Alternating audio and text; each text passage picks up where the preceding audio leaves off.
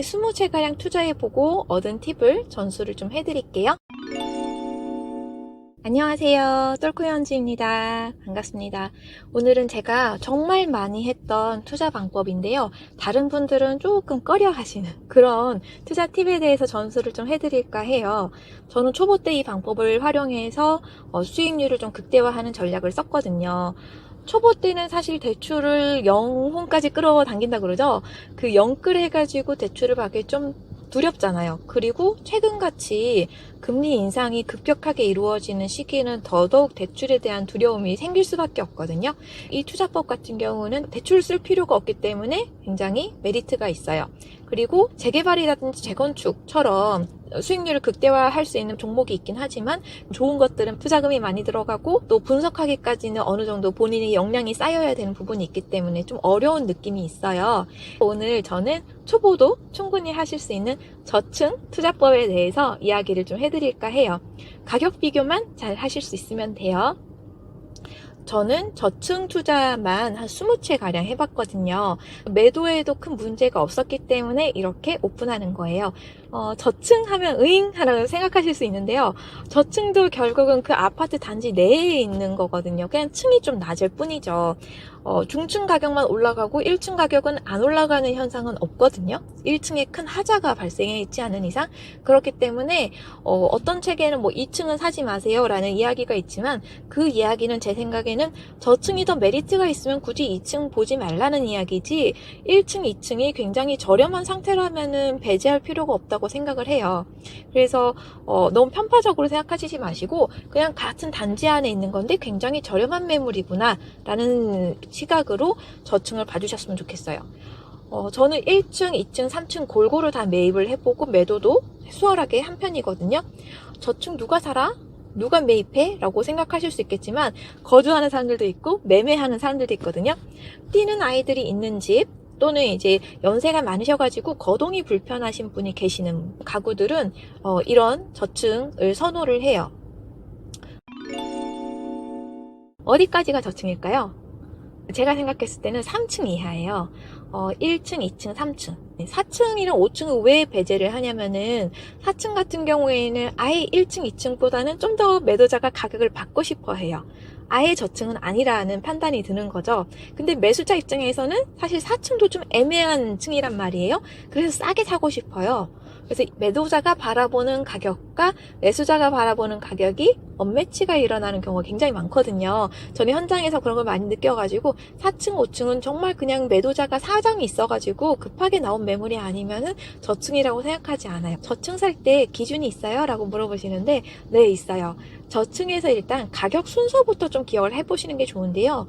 저층 중에서도 필로티라고 해서 1층에 사는 집이 없고 비어있고 2층부터가 실제 1층인 그런 집들이 있어요. 그게 필로티예요. 필로티 2층이 가장 비싸고 그 다음 3층, 그 다음 1층 이런 순으로 가격이 저렴하게 되는 거죠. 그리고 저층을 투자하실 때 기준 가격을 잡는 게 좀 필요해요. 기준 가격은 어떤 거냐면은 중층 가격인데요. 예를 들어서 15 아파트라면은 7층 정도, 20층짜리 아파트라면은 10층 정도, 30층짜리 아파트라면은 15층 정도, 요 정도 되는 층수를 기준층, 기준 가격이라고 저는 생각하거든요. 그래서 그 기준 가격을 가지고 저층 가격을 계산을 해요. 기준 가격 대비 보통 한 10% 정도가 저층이 더 저렴한 편인데 저는 15% 이상 저렴하면은 그때부터 매입 검토를 해요. 예를 들어서 중층의 기준 가격이 4억인데 전세는 3억이고 그런데 이제 제가 저층을 이제 구입을 할 때 15% 이상 저렴하면은 매입 검토를 한다 그랬잖아요. 그러면 4억이 15%니까 한 6천만 원 가량? 예, 싸다면 한 3억 4천만 원 그때부터 매입 검토를 하는 거예요. 그 다음 투자금 같은 경우도 기준 가격의 매매가가 4억이고 전세가가 3억이면 투자금이 1억 들잖아요. 그런데 그 전세가는 사실 여러분들 전세로 저층을 살아보신 분들 계신지 모르겠지만 중층 가격과 저층이 크게 차이가 나지 않아요. 막 10%씩 이렇게 차이 나지가 않거든요. 그래서 중층의 전세 가격이 3억 정도라면 저층의 전세 가격은 2억 8천 정도예요. 그래서 3억 4천 빼기 2억 8천 하면은 6천만 원 들죠. 네, 그래서 기중층, 중층을 매입할 때는 1억이 들지만은 1층이라든지 2층 급매로 나온 거를 산다고 하면은 6천만 원 정도가 드는 거예요. 투자금이 60% 정도. 그래서 저는 기준 가격 대비 15% 이상 가격이 저렴하고 투자금이 기준 가격 대비 60% 정도밖에 들지 않는다면은 그때부터 적극적으로 매입 검토를 하는 거예요.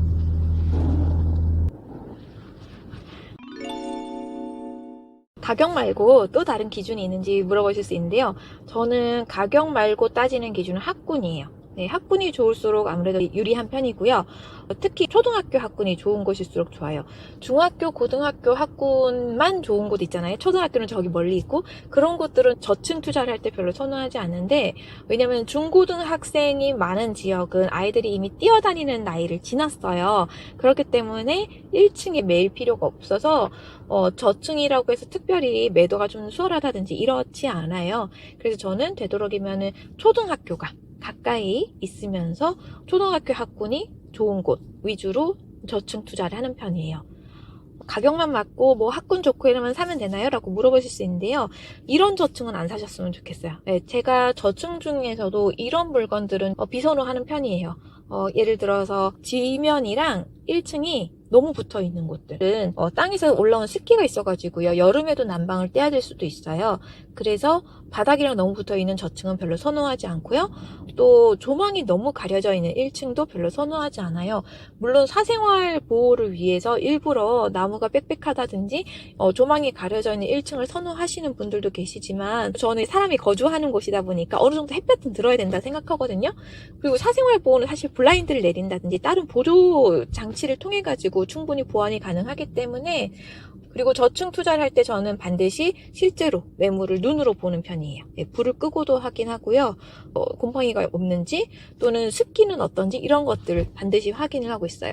한 번은 제가 예전에 구축 1층 매물을 보러 갔었는데 하필 그 베란다 바로 앞에 버스 정류장이 서더라고요. 그래서 환기를 시킬 때마다 창문을 열면은 매연이 들어오는 거죠. 매도할 때 힘들 것 같아서 그런 곳들은 비선호하는 편이에요. 그리고 들어갔는데 뭔가 습하고 어두운 느낌이 드는 곳들은 사실 저층뿐만이 아니고 저는 중층 볼 때도 습하고 어두웠고 느낌이 별로 좋지 않은 집들은 별로 선호하지 않아요. 짐이 단순하게 많아서 집이 좀 지저분해 보이는 거랑 들어갔는데 뭔가 좀 어두컴컴하고 이거랑은 느낌이 좀 달라요. 그리고 제가 선호하지 않는 저층은 비선호 타입, 타워형이면서 저층인 물건들, 이런 물건들을 잘 보지 않는데요. 왜냐면 타워형의 강점은 조망이에요. 네, 거실이 있고 환기를 하면은 맞바람이 치는 이런 구조를 판상형이라고 하는데, 판상형 구조 같은 경우에는 앞에 조망을 보면은 180도로 평면적으로 나오죠. 그런데 타워형 같은 경우는 이렇게 꺾여 있어요. 90도로. 꺾여 있다 보니까 이쪽도 180도, 이쪽도 180도 해가지고 270도 정도 조망이 나온단 말이에요. 그래서 뭐 뷰가 굉장히 좋은 곳들은 좋죠. 타워형의 장점을 제대로 누릴 수 있어요.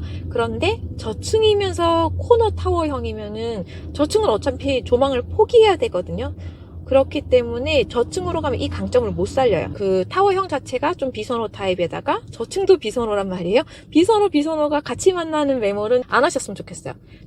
뭐 매우 저렴하고 투자금이 정말 이거밖에 없어서 사야겠다 라고 하시면 사셔도 되긴 하지만 매도할 때 확실히 시세가 너무 더디게 오르고요. 매도할 때 제값도 못 받고요. 이것 또한 제가 사보고 매도까지 다 해보고 얻은 결론이었어요.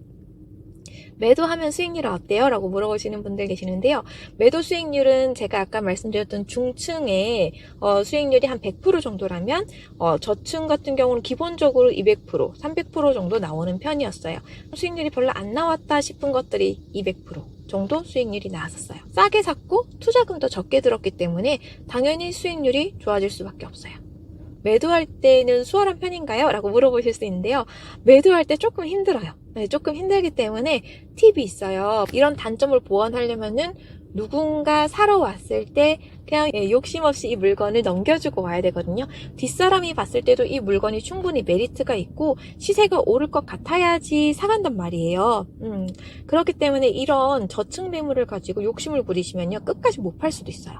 그래서 매도 타이밍을 놓쳐버리면 2년, 4년, 길게는 막 6년 이렇게 기다려야 되기 때문에 그럴 바에야 그냥 저렴하게 다른 사람에게 넘겨주고 나는 좀 더 좋은 투자처를 찾는 게 훨씬 나의 투자금을 유용하게 효율적으로 쓸 수 있는 방법이죠. 그래서 오늘은 제가 저층투자법에 대해서 설명을 좀 해드렸는데요. 어떠셨어요? 좀 도움이 되셨을까요? 의외의 방법이죠. 제가 어렸을 때부터 저층에 되게 많이 살아서 그런지 저층에 대한 거부감이 없었기 때문에 이런 투자도 적극적으로 해봤던 것 같아요. 네. 만약 제가 층이 굉장히 좋은 곳들만 살았다면은 저도 저층을 쳐다도 안 봤을 거예요. 그런데 어렸을 때부터 계속 1층, 2층, 3층 이런 곳들을 살다 보니까 그런 곳들이 매도도 정상적으로 되는 거를 보니까 이것도 충분히 틈새 투자처구나 라는 생각을 했어요.